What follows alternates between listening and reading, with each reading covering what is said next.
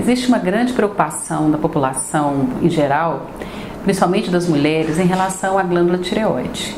Realmente, a glândula tireoide é uma glândula muito importante. Apesar dela ser uma glândula bem pequena, que está situada aqui na região anterior do pescoço, tem uma forma de borboleta, ela controla toda a harmonia do nosso corpo. Então, se a tireoide estiver funcionando muito pouco, que é uma doença chamada hipotireoidismo, a gente é como se a gente tivesse pisado no freio do nosso organismo.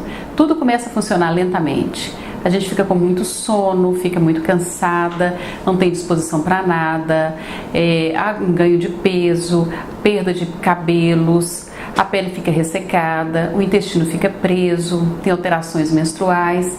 Então, a glândula controla todo esse metabolismo que a gente tem.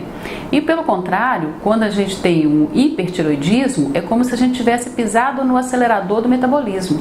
Tudo fica mais rápido, os batimentos cardíacos ficam acelerados, a gente fica muito ansioso, muito nervoso, agitado, o coração bate muito rápido, tem perda de peso, mesmo você estando alimentando normalmente.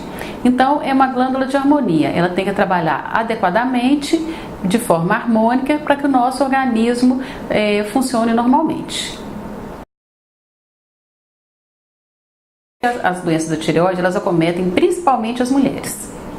Elas começam a aparecer e ficar mais frequente depois dos 30, 40 anos. A grande maioria é benigna e tem uma grande tendência familiar. Então, se a mãe tem, pode procurar nas filhas, nas irmãs, que mais alguém pode ter sim problema tireoidiano. Pode ter relação com ganho e perda de peso. Porque o que acontece no hipertireoidismo? É como se o organismo estivesse acelerado.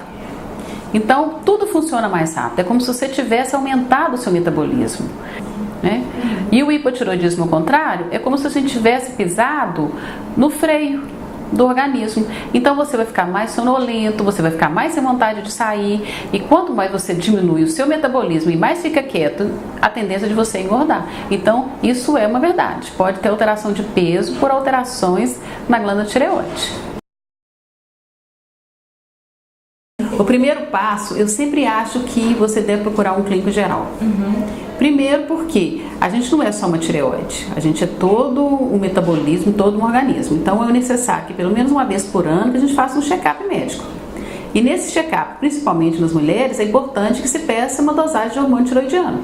A forma de checar a tireoide é fazendo exames de sangue e ultrassom da tireoide. O ultrassom não está indicado para ser feito indiscriminadamente em todo mundo, mas sim se você tem uma história familiar de nódulos, se você já sofreu radiação no pescoço, você já tomou algum tipo de radiação para tratamento de câncer no pescoço, se você tem história na família de câncer de tireoide, é muito importante que além do exame clínico, você faça uma avaliação com ultrassom.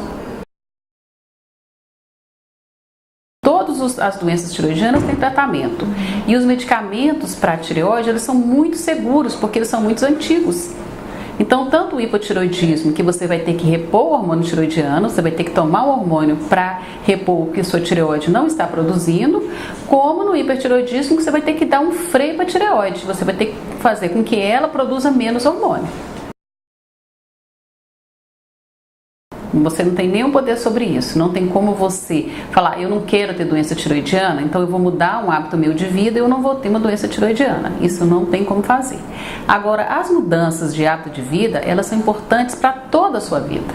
Então, fazer exercício físico, perder peso, fazer uma alimentação adequada, dormir bem, beber menos, fumar menos.